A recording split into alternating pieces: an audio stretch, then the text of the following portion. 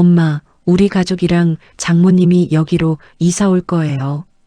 저는 귀를 의심했습니다. 70살에 제 집에서 쫓겨날 위기에 처했습니다. 엄마 혼자 이렇게 큰 집에 사시는 것도 낭비잖아요. 40년간 남의 집 가정부로 일하며 마련한 제 집이 아들에게는 그저 낭비였습니다. 어머님, 여기 방이 3개나 되잖아요. 며느리는 제 허락도 없이 토요일 이사를 통보했습니다. 일단 들어가기만 해. 들어가고 나면 방법이 있어. 며느리가 오빠와 나눈 수상한 전화. 대체 무슨 방법이 있다는 걸까요? 엄마, 토요일 꼭 집에 계세요. 저는 결심했습니다. 당하고만 있지 않겠다고. 하지만 그 선택이 제 인생을 송두리째 바꿔놓을 줄은 몰랐습니다. 대체 이 가족에게 무슨 일이 벌어진 걸까요? 이 이야기는 끝까지 봐야만 진실을 알 수 있습니다. 잠깐 구독, 좋아요, 알림 설정까지 해주시면 매일 새로운 이야기를 만나보실 수 있습니다. 이 이야기는 끝까지 봐야만 진실을 알 수 있습니다. 지금 바로 시작합니다. 저는 김순희입니다. 70살입니다. 서울 은평구 불광동에서 혼자 살고 있습니다.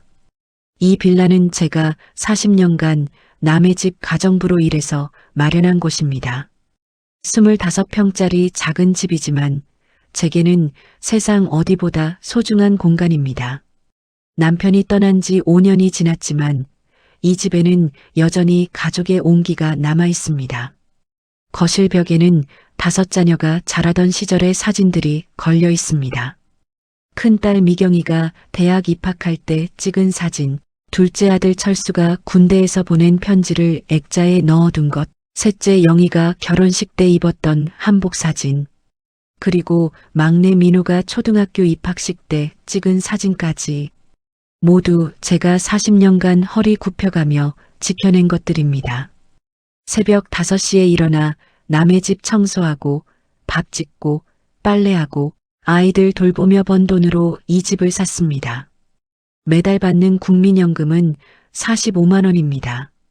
적은 돈이지만 혼자 사는 데는 충분합니다. 전기세, 수도세, 관리비 내고 나면 30만 원쯤 남는데 그걸로 한 달을 넉넉하게 삽니다. 자녀들도 각자 살림을 꾸리며 잘 지내고 있습니다. 큰딸은 부산에서 남편과 함께 작은 가게를 운영하고 둘째 아들은 인천에서 회사를 다니고 셋째 딸은 미국에 나가 있습니다. 막내 민호만 서울에 있어서 가끔 얼굴을 볼 수 있습니다. 오늘은 화요일입니다. 아침 6시에 일어나 창문을 열었습니다. 5월의 아침 공기가 상쾌하게 들어왔습니다. 커피를 내려 마시며 아침 뉴스를 봤습니다. 오늘도 평범한 하루가 시작되는 줄 알았습니다. 하지만 오후 2시에 받은 전화 한 통이 모든 것을 바꿔놓았습니다. 엄마, 나 민호야. 오늘 저녁에 미선이랑 애들 데리고 갈게요. 막내 아들 민호의 목소리였습니다. 40살인 민호는 대리운전 기사로 일하고 있습니다. 아내 미선은 35살이고 두 아이가 있습니다. 8살 태양이와 6살 하늘이입니다. 그래. 할머니가 맛있는 거 해줄게. 전화를 끊고 시장에 갔습니다. 손주들이 좋아하는 떡볶이 재료를 샀습니다.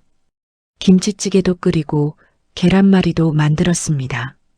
오후 5시쯤 민호 가족이 도착했습니다. 태양이와 하늘이가 현관문을 열고 뛰어들어왔습니다. 할머니, 보고 싶었어요. 두 손주를 안으니 가슴이 뭉클했습니다. 아이들의 웃음소리가 집 안가득 퍼졌습니다. 하지만 민호와 미선의 표정은 밝지 않았습니다. 무언가 심각한 일이 있는 것 같았습니다.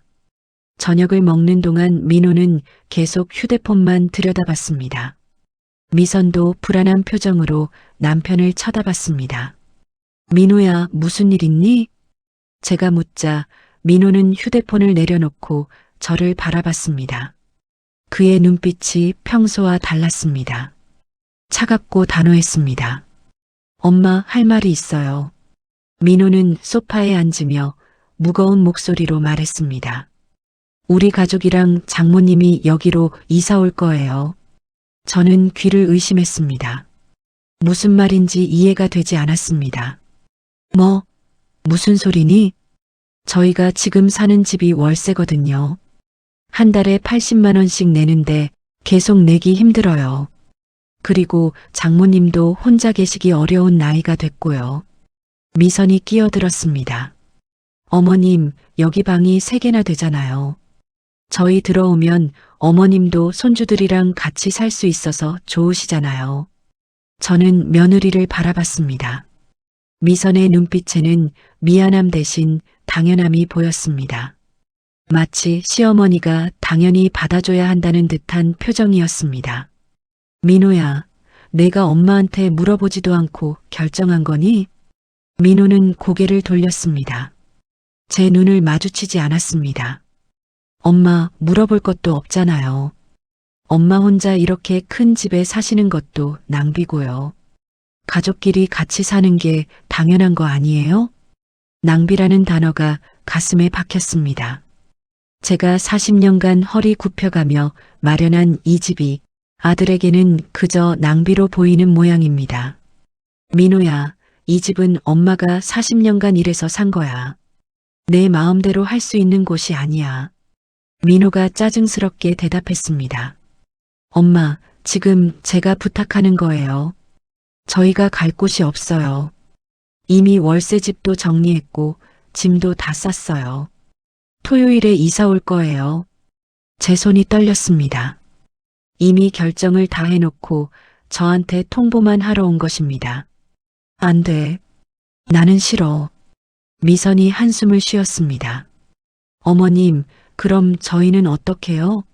길거리에 나앉으라고요? 그건 내이가 알아서 할 일이야.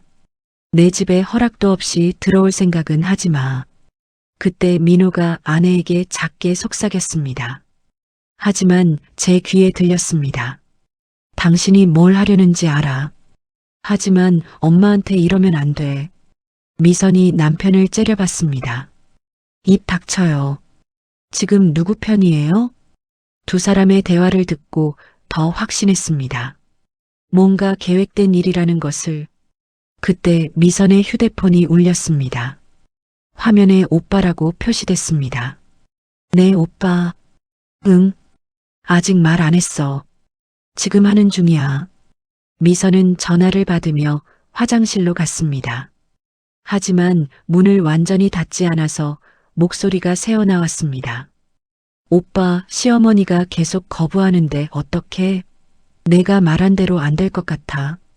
전화 너머에서 남자의 목소리가 들렸습니다. 일단 들어가기만 해.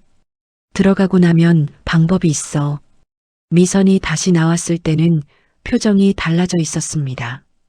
더 단호하고 차가웠습니다. 어머님, 죄송하지만 저희는 토요일에 올 거예요. 이미 결정된 일이에요. 민호도 자리에서 일어났습니다. 엄마, 너무 고집 피우지 마세요. 엄마 나이에 혼자 사시는 것도 위험해요. 저희가 같이 있으면 더 안전하잖아요. 아이들은 할머니와 부모 사이에 긴장을 느꼈는지 조용히 앉아 있었습니다. 태양이가 작게 물었습니다. 할머니, 우리 여기서 살면 안 돼요? 그 순간 제 마음이 무너질 뻔했습니다. 하지만 참았습니다. 태양아, 할머니가 생각할 시간이 필요해. 민호 가족은 그날 밤 일찍 돌아갔습니다. 현관문이 닫히는 소리가 유난히 크게 들렸습니다. 저는 소파에 앉아 한참을 멍하니 있었습니다. 40년간 일해서 마련한 이 집을 아들이 허락도 없이 차지하려 하고 있습니다. 그날 밤 잠을 이룰 수 없었습니다. 천장을 바라보며 생각했습니다. 대체 어떻게 해야 할까요? 아들을 거부하면 나쁜 엄마가 되는 걸까요? 하지만 이 집을 내주면 제게 남는 건 무엇일까요? 새벽 4시까지 뜬 눈으로 밤을 샜습니다. 그리고 결심했습니다. 저는 포기하지 않을 것입니다. 이 집은 제가 지킬 것입니다. 다음 날 아침 6시에 눈을 떴습니다. 어젯밤 거의 잠을 못 잤지만 몸은 익숙하게 움직였습니다. 40년간 새벽에 일어나던 습관은 은퇴한 지 5년이 지나도 그대로였습니다. 커피를 내리며 어젯밤 일을 떠올렸습니다. 민호의 차가운 눈빛, 미선의 당당한 태도, 그리고 그 전화 통화. 오빠, 시어머니가 계속 거부하는데 어떡해? 일단 들어가기만 해. 들어가고 나면 방법이 있어. 그 대화가 계속 머릿속을 맴돌았습니다. 무슨 방법이 있다는 걸까요? 문득 일주일 전에 받았던 전화가 생각났습니다. 모르는 번호에서 온 전화였는데 남자의 목소리였습니다. 어머님, 부동산 중개소인데요. 혹시 빌라 팔 생각 없으세요? 요즘 이 동네 시세가 많이 올라서 좋은 가격에 팔 수 있어요. 그때는 별 생각 없이 끊었습니다. 하지만 지금 생각해보니 이상합니다. 제가 집을 팔겠다고 한 적이 없는데 어떻게 제 번호를 알았을까요? 불안감이 커졌습니다. 혼자 생각하기엔 너무 복잡했습니다. 저는 휴대폰을 들고 연락처를 뒤졌습니다. 최성경, 대학 동창이자 50년 지기 친구입니다. 오전 7시 30분 성경에게 전화를 걸었습니다. 여보세요? 성경의 목소리가 들렸습니다. 평소처럼 밝고 활기찼습니다. 성경아, 나 순이야. 지금 시간 괜찮아? 순이야? 무슨 일이야? 목소리가 왜 그래? 나 좀 만나자. 급한 일이야. 성경은 잠시 망설이다가 대답했습니다. 알았어. 10시에 우리 동네 카페에서 보자. 전화를 끊고 씻고 옷을 갈아입었습니다. 오랜만에 외출하는 거라 단정하게 입고 싶었습니다. 베이지색 블라우스에 검은색 바지를 입었습니다. 9시 30분에 집을 나섰습니다. 버스를 타고 성경이 사는 마포구로 향했습니다. 카페에 먼저 도착해 자리에 앉았습니다. 창밖으로 사람들이 바쁘게 지나다니는 게 보였습니다. 모두 각자의 삶을 살아가고 있었습니다. 10분쯤 지나자 성경이 들어왔습니다. 68살인 성경은 저보다 2살 어립니다. 남편을 5년 전에 여의고 혼자 살고 있습니다. 순이야, 얼마만이야? 성경이 제 맞은편에 앉으며 손을 잡았습니다. 따뜻한 온기가 전해졌습니다. 한 6개월 됐지?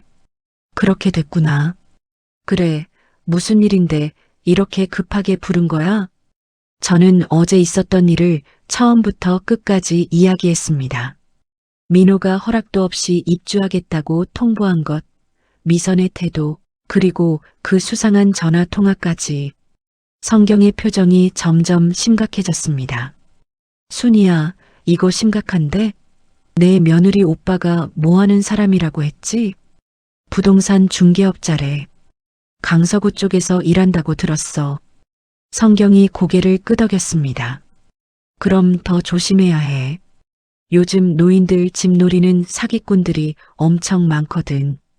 사기꾼? 응. 내가 얼마 전에 뉴스에서 봤는데 가족을 이용해서 노인들 집을 빼앗는 수법이래. 처음엔 같이 살자고 들어와서 나중에는 명예 이전하라고 압박하고. 제 등에 식은땀이 흘렀습니다. 그럼 민호도 그 계획을 알고 있는 거야?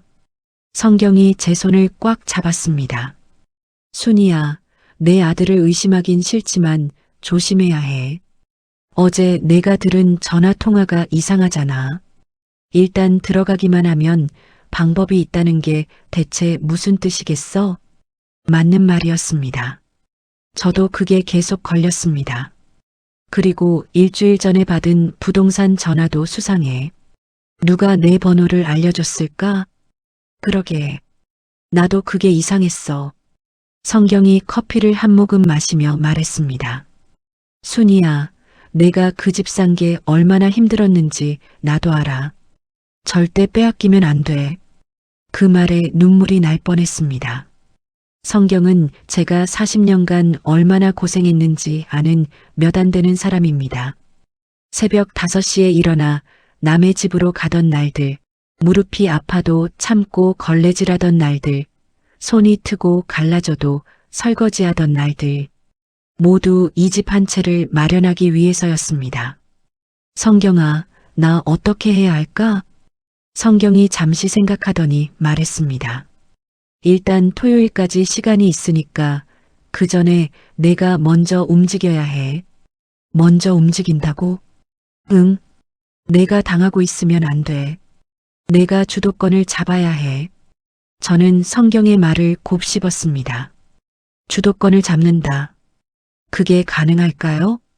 그때 제 휴대폰이 울렸습니다. 민호였습니다. 엄마, 나 민호야. 응, 무슨 일이니?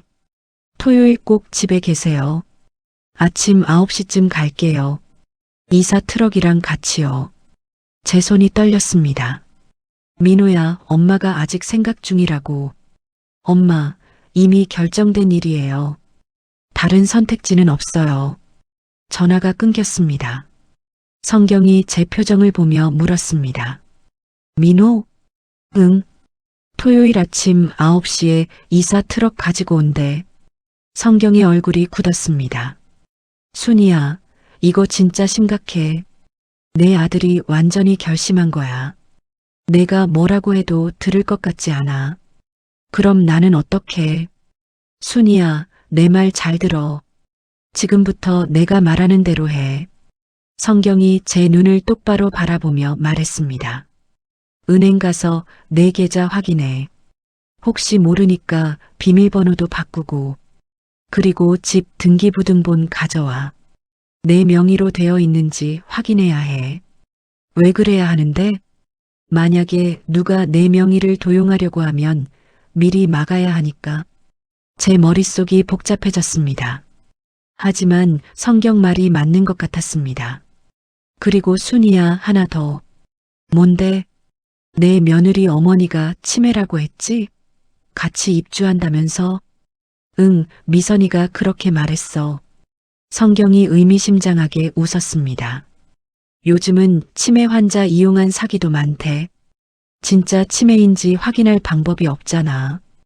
혹시 연기하는 거면? 그 말에 소름이 돋았습니다. 그럴 수도 있다는 생각을 왜 못했을까요?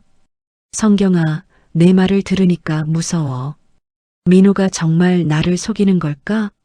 성경이 제 손을 꽉 잡았습니다. 순이야, 내 아들을 나쁘게 보고 싶지 않아. 하지만 조심하는 게 나아. 만약 정말로 너를 생각해서 하는 일이라면 왜 허락도 안 받고 강제로 하겠어? 맞는 말이었습니다. 진짜 제 안전을 걱정한다면 먼저 물어봤어야 했습니다. 카페를 나와 함께 걸으며 성경이 말했습니다. 순이야, 오늘 당장 은행 가. 그리고 내일 나한테 전화해. 우리 다시 만나서 계획 세우자.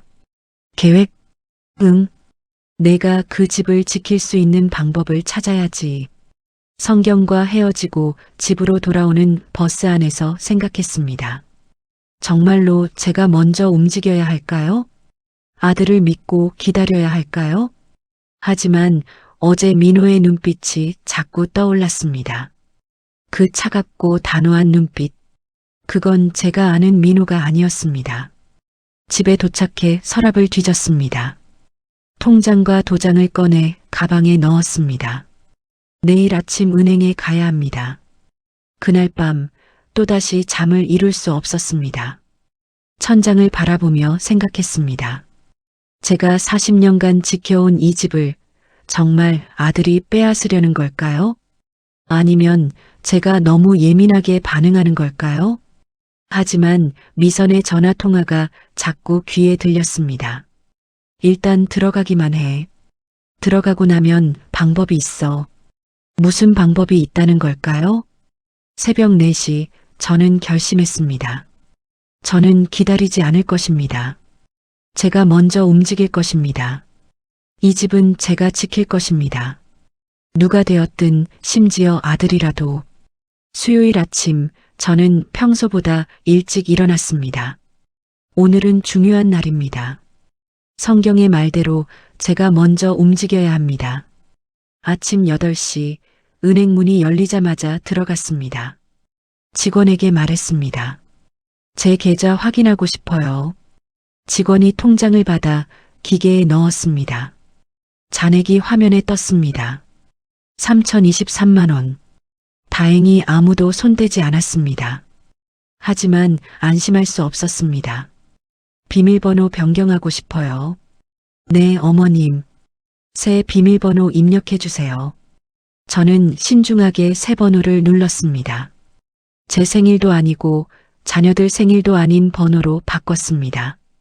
은행을 나와 부동산 중개소로 향했습니다. 불광동역 근처에 있는 곳입니다. 15년 전 이 집을 살 때 거래했던 곳입니다. 문을 열고 들어가자 사장이 반갑게 맞았습니다. 어머님, 오랜만이세요. 무슨 일로 오셨어요? 사장님, 제 빌라 팔고 싶어요. 사장의 표정이 놀라움으로 변했습니다. 어머님, 갑자기 왜요? 그 집에서 15년이나 사셨잖아요. 사정이 생겼어요. 빨리 팔아야 해요. 사장이 컴퓨터를 켰습니다. 어머님 집이 이 동네에서 괜찮은 위치거든요. 지금 시세가 3억 5천만 원쯤 돼요. 근데 요즘 집값이 오르는 추세라 조금만 기다리시면. 안 돼요. 이번 주 안에 팔아야 해요. 제 목소리가 단호했습니다. 사장이 고개를 끄덕였습니다. 알겠습니다. 최대한 빨리 매수자 찾아보겠습니다. 중개소를 나와 성경에게 전화했습니다. 성경아, 나 지금 집 팔기로 했어. 진짜? 순이야, 확실해? 응. 이게 최선인 것 같아. 알았어. 그럼 내가 갈 곳도 알아봐야지. 고양시 쪽 어때? 거기 전세 괜찮더라. 좋아. 부탁할게. 전화를 끊고 집으로 돌아왔습니다. 거실에 앉아 주위를 둘러봤습니다. 15년간 살았던 이 집. 벽에 걸린 사진들, 손때 묻은 가구들, 창밖으로 보이는 익숙한 풍경. 모두 떠나야 한다는 게 슬펐습니다. 하지만 빼앗기는 것보다는 나았습니다. 목요일, 금요일이 지나갔습니다. 매일 부동산 사장에게 전화했습니다.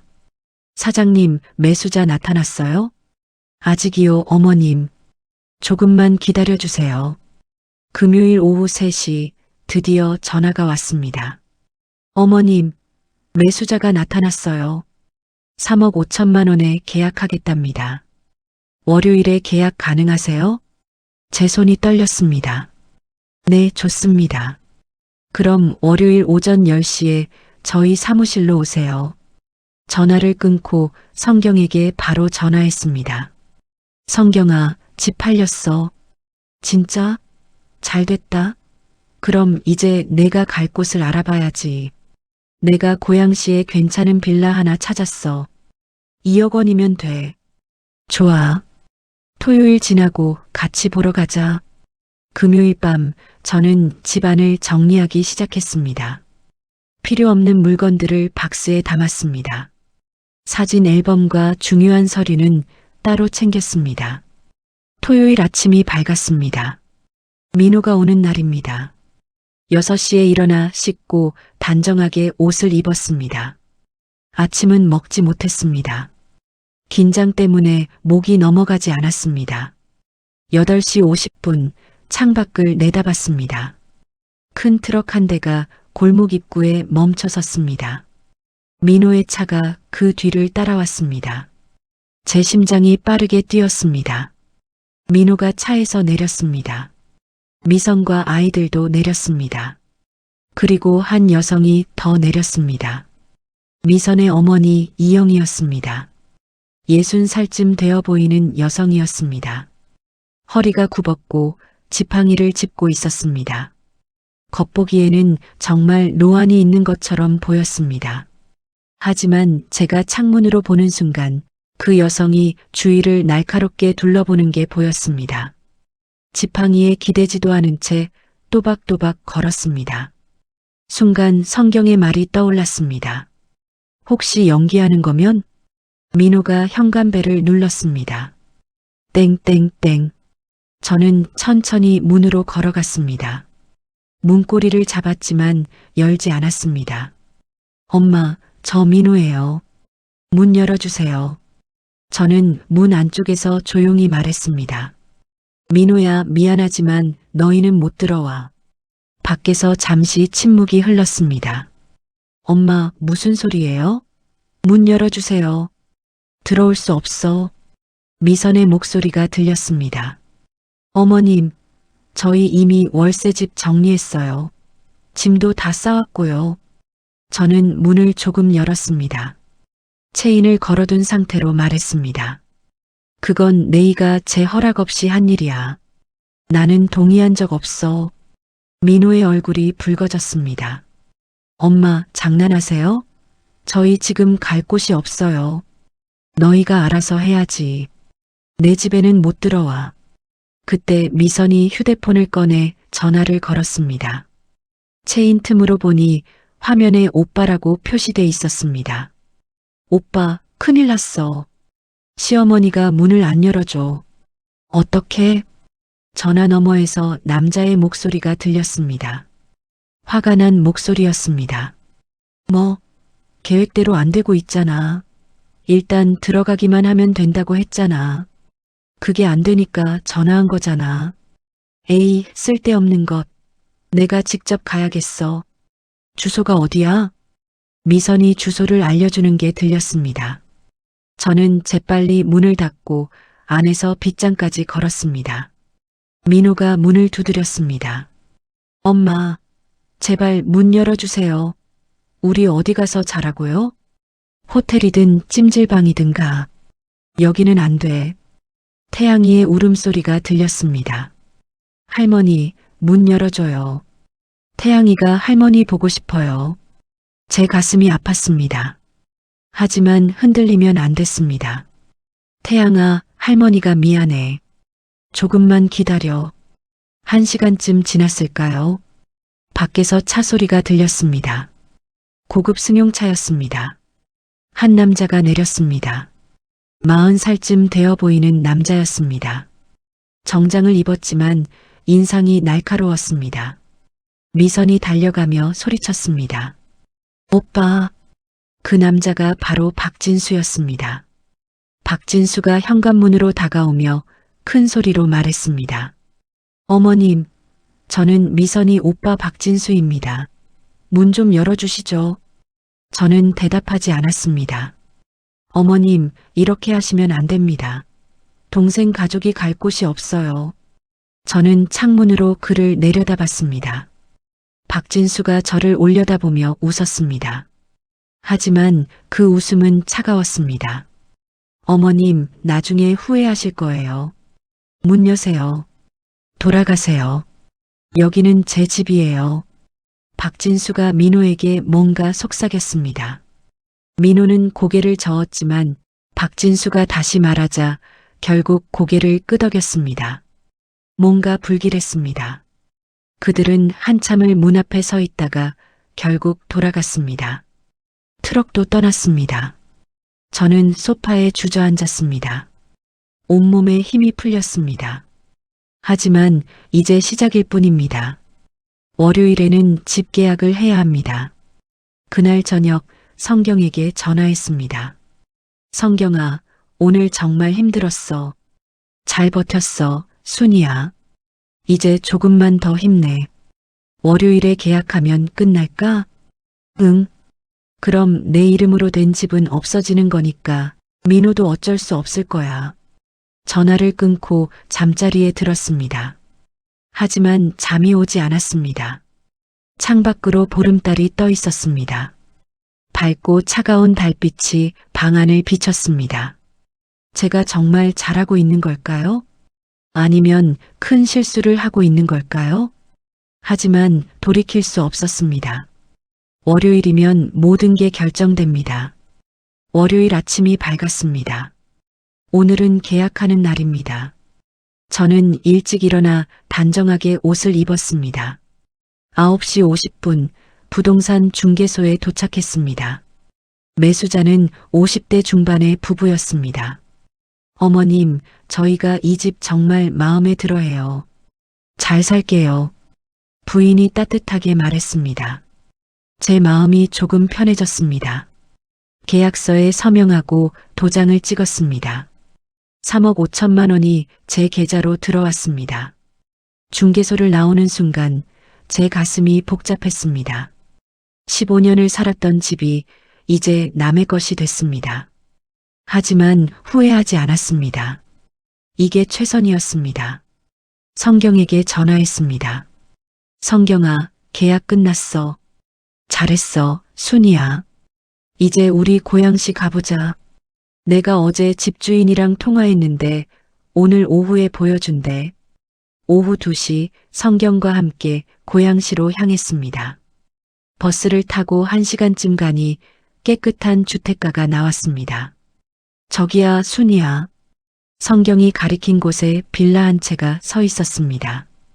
2층짜리 빌라였고 외관이 깨끗했습니다. 문 앞에서 한 남자가 기다리고 있었습니다. 40대 초반으로 보이는 남자였습니다. 어머님 오셨어요? 저는 이 집 중개하는 김철수입니다. 남자가 반갑게 악수를 청했습니다. 저는 그의 손을 잡았습니다. 안으로 들어가 보시죠. 집안은 정말 깨끗했습니다. 방도 3개나 있고 화장실도 넓었습니다. 주방도 현대식으로 꾸며져 있었습니다. 마음에 드세요? 김철수가 물었습니다. 네, 좋네요. 성경도 고개를 끄덕였습니다. 어머님, 가격은 2억 원인데 계약금으로 1억 2천만 원만 주시면 됩니다. 잔금은 한 달 뒤에 주시면 되고요. 1억 2천만 원. 제 통장에 있는 돈으로 충분했습니다. 알겠습니다. 계약하겠습니다. 김철수가 서류를 꺼냈습니다. 계약서와 등기부등본이었습니다. 저는 등기부등본을 꼼꼼히 봤습니다. 집주인 이름이 적혀 있었습니다. 김영수. 집주인분은 어디 계세요? 아, 지금 해외 출장 중이세요. 그래서 제가 대리로 계약 진행하는 거예요. 위임장도 여기 있습니다. 김철수가 서류를 보여줬습니다. 위임장에는 도장이 찍혀 있었습니다. 조금 이상했지만 등기부등본도 있고 위임장도 있으니 괜찮을 거라고 생각했습니다. 계약서에 서명하고 도장을 찍었습니다. 그리고 1억 2천만 원을 계좌로 이체했습니다. 어머님, 2주 후에 이사 오시면 됩니다. 열쇠는 그때 드릴게요. 김철수가 명함을 건네며 말했습니다. 집을 나와 성경과 함께 카페에 앉았습니다. 순이야, 잘됐다. 이제 새로운 시작이야. 그래, 이제 편하게 살 수 있겠지. 하지만 제 마음 한구석이 계속 불안했습니다. 뭔가 놓친 게 있는 것 같았습니다. 2주가 지났습니다. 오늘은 이사하는 날입니다. 성경이 차를 빌려서 함께 짐을 실었습니다. 많지 않은 짐이었지만 40년의 추억이 담겨 있었습니다. 고양시로 향하는 길은 막히지 않았습니다. 1시간쯤 지나 빌라 앞에 도착했습니다. 자, 순이야. 내 새 집이야. 성경이 웃으며 말했습니다. 저도 기대에 부풀어 차에서 내렸습니다. 현관문으로 다가갔습니다. 김철수에게 받은 열쇠를 꺼내 자물쇠에 넣었습니다. 하지만 열리지 않았습니다. 이상하네. 왜 안 열리지? 다시 시도했지만 여전히 열리지 않았습니다. 그때 2층 창문이 열리며 한 여자가 고개를 내밀었습니다. 거기 누구세요? 아, 저는 이 집 새 주인인데요. 여자의 표정이 이상하게 변했습니다. 새 주인이요? 무슨 소리예요? 여기 우리 집인데요? 제 머릿속이 하얗게 변했습니다. 네, 저는 2주 전에 계약했는데요. 여자가 급히 내려왔습니다. 50대 초반으로 보이는 여성이었습니다. 아니, 계약이요? 저희가 여기 5년째 살고 있는데 무슨 계약이에요? 성경이 끼어들었습니다. 죄송한데 이 집 주인이 김영수 씨 맞죠? 김영수요? 그 사람은 우리 집 전 주인이에요. 6개월 전에 이사 갔어요. 제 다리에 힘이 풀렸습니다. 그럼 지금 주인은 누구예요? 저희예요. 저희가 6개월 전에 샀어요. 성경이 제 팔을 잡았습니다. 순이야, 이거 사기야. 경찰 불러야 해. 경찰이 30분 만에 도착했습니다. 상황을 설명하자 경찰이 고개를 끄덕였습니다. 어머님, 계약서 좀 보여주시겠어요? 저는 떨리는 손으로 계약서를 꺼냈습니다. 경찰이 서류를 보더니 한숨을 쉬었습니다. 이거 위조예요. 등기부등본도 가짜고요. 네. 어머님, 요즘 이런 사기가 많아요. 가짜 중개인이 빈집이나 남의 집을 이용해서 노인들 속이는 거예요. 제 눈앞이 캄캄해졌습니다. 그럼 제가 보낸 돈은요? 계좌 추적해봐야 하는데 보통 이런 경우 이미 인출해서 도주했을 가능성이 높습니다. 성경이 저를 부축했습니다. 순이야, 괜찮아? 괜찮을 리가 없었습니다. 1억 2천만 원이 사라졌습니다. 집도 없어졌습니다. 경찰이 계속 말했습니다. 어머님, 이 사기범이 다른 피해자들도 여러 명 만들었어요. 이 집 주인분도 6개월 전에 똑같은 수법으로 당하셨대요. 저는 주저앉았습니다. 바닥에 털썩 앉아 멍하니 하늘을 바라봤습니다. 어떻게 이럴 수가 있을까요? 제가 40년간 모은 돈이 한순간에 사라졌습니다. 경찰서에서 진술서를 작성하고 나왔습니다. 이미 해가 지고 있었습니다. 성경이 제 손을 꼭 잡았습니다. 순이야, 일단 우리 집으로 가자. 거기서 쉬면서 생각하자. 저는 고개를 끄덕일 수밖에 없었습니다. 성경의 집에 도착했습니다. 작은 원룸이었지만 깨끗했습니다. 순이야, 침대에 누워. 내가 저녁 해줄게. 저는 침대에 누웠습니다. 천장을 바라보며 눈물이 흘러내렸습니다. 어떻게 이럴 수가 있을까요? 민호 때문에 집을 팔았는데 결국 다 잃어버렸습니다. 그때 문 두드리는 소리가 들렸습니다. 성경이 문을 열었습니다. 누구세요? 저 민호예요. 엄마 여기 계시죠? 제 가슴이 철렁 내려앉았습니다. 민호가 어떻게 여기를 알았을까요? 성경이 민호를 들어오게 했습니다. 민호는 저를 보더니 한숨을 쉬었습니다. 엄마, 제가 경고했잖아요. 너무 성급하게 행동하셨어요. 그 말에 제 분노가 폭발했습니다. 뭐, 내가 날 이렇게 만든 거잖아. 내가 허락도 없이 들어오겠다고 해서 내가 집을 판 거야. 엄마, 저는 그냥 같이 살자고 한 거예요. 엄마가 너무 과민 반응하신 거죠. 과민 반응? 내 처남이 사기꾼인 걸 알고 있었어? 민호의 표정이 굳어졌습니다. 그건 저도 몰랐어요. 거짓말. 내가 박진수랑 짜고 한 거잖아. 민호는 아무 말도 하지 않았습니다. 그저 고개를 숙이고 있었습니다. 나가. 내 앞에서 사라져. 엄마, 나가라고. 민호는 결국 돌아갔습니다. 문이 닫히는 소리가 들렸습니다.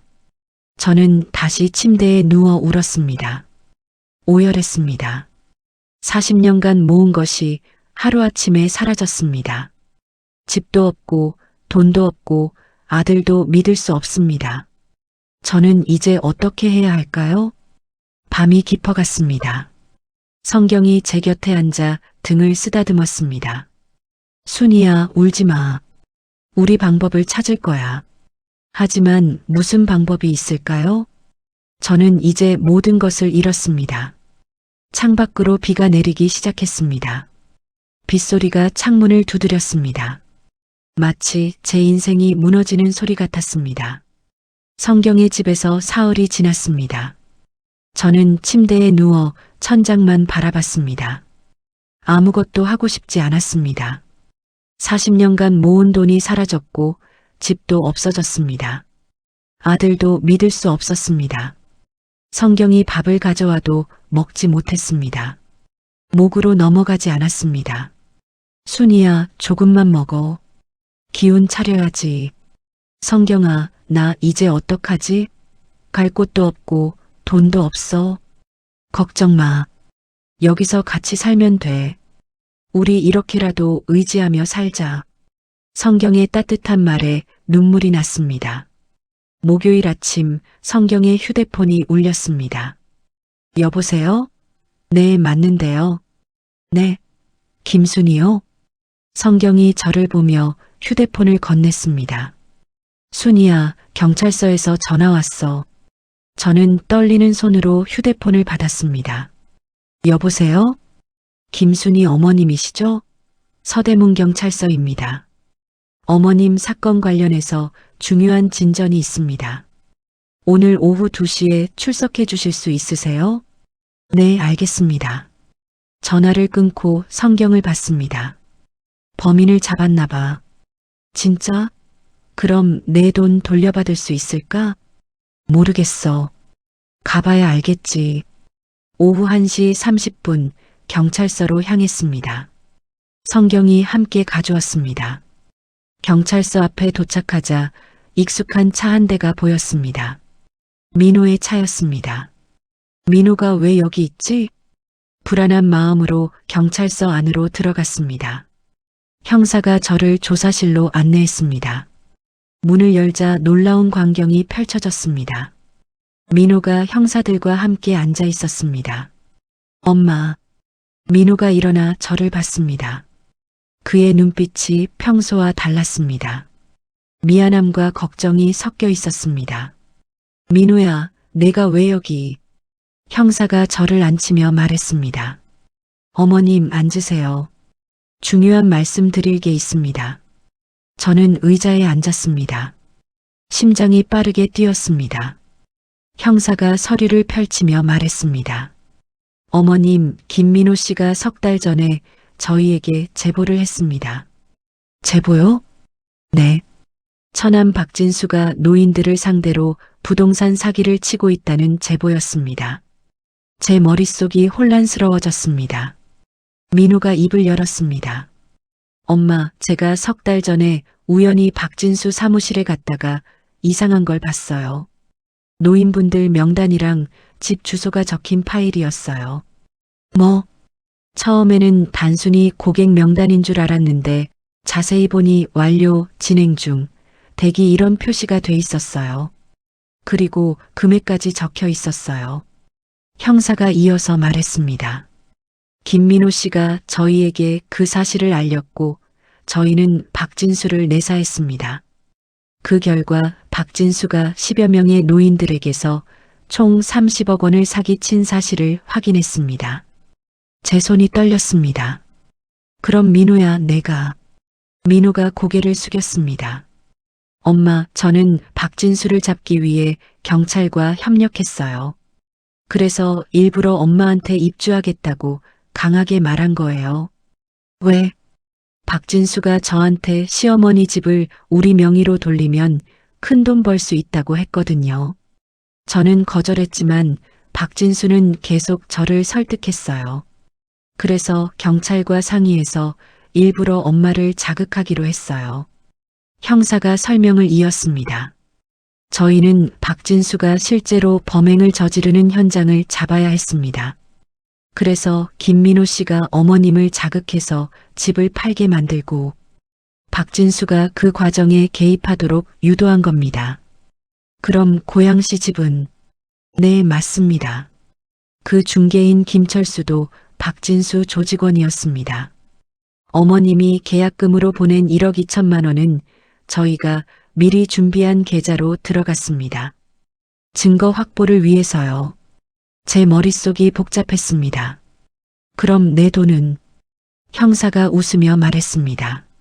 안전합니다. 어머님, 지금 저희가 보관하고 있습니다. 사건 종결되면 전액 돌려드립니다. 저는 민호를 바라봤습니다. 민호야, 그럼 내가 나한테 그렇게 차갑게 대한 건? 죄송해요, 엄마. 박진수를 속이려면 엄마도 속여야 했어요. 진짜처럼 보여야 박진수가 믿으니까요. 눈물이 흘러내렸습니다. 하지만 이번에는 슬픔의 눈물이 아니었습니다. 미선이는 알고 있었어? 민호가 고개를 저었습니다. 아니요. 미선이도 몰랐어요. 미선이한테까지 말하면 연기가 안 될 것 같아서요. 미선이는 오빠가 정말로 부동산 중개만 하는 줄 알았어요. 형사가 또 다른 서류를 보여줬습니다. 그리고 어머님, 미선 씨 어머니 이영애 씨도 체포했습니다. 네. 이영애 씨는 치매가 아니었습니다. 아들 박진수와 함께 사기를 치는 공범이었습니다. 피해자 집에 들어가서 정보를 빼내는 역할을 했습니다. 제 온몸에 소름이 돋았습니다. 만약 그들이 제 집에 들어왔다면 어떻게 됐을까요?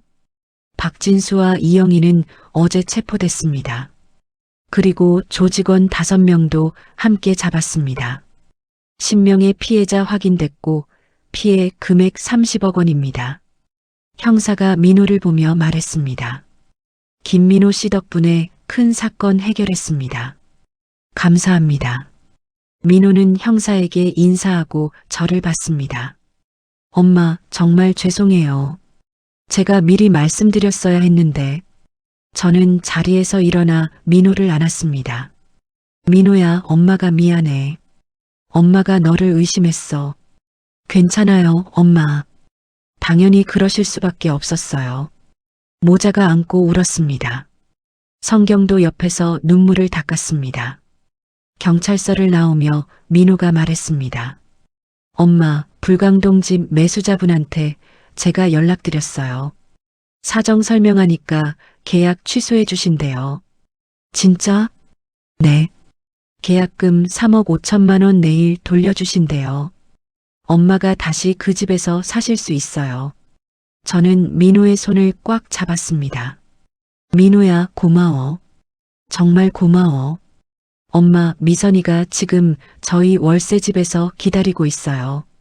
미선이도 오빠 일 알고 충격받았어요. 엄마한테 사과하고 싶대요. 미선이. 엄마, 미선이는 정말 몰랐어요. 미선이도 피해자예요. 저는 고개를 끄덕였습니다. 일주일 후 저는 다시 불광동 집으로 돌아왔습니다. 익숙한 계단을 오르며 가슴이 벅찼습니다. 현관문을 열고 들어가니 거실에 민호 가족이 기다리고 있었습니다. 할머니, 태양이와 하늘이가 달려왔습니다. 저는 두 손주를 안았습니다. 미선이 무릎을 꿇고 고개를 숙였습니다. 어머님, 정말 죄송합니다. 제 오빠 때문에. 일어나, 미선아. 내 잘못이 아니야. 미선이 울면서 일어났습니다. 어머님, 저 오빠랑 인연 끊었어요. 다시는 안 볼 거예요. 그래, 잘했어. 저는 미선을 안아줬습니다. 그날 저녁 온 가족이 함께 식사를 했습니다. 제가 만든 김치찌개와 계란말이였습니다. 할머니, 이거 정말 맛있어요. 태양이가 웃으며 말했습니다. 식사 후 민호가 조용히 말했습니다. 엄마, 저희 다음 달에 새 전세집으로 이사 가요. 어디로? 여기서 10분 거리예요.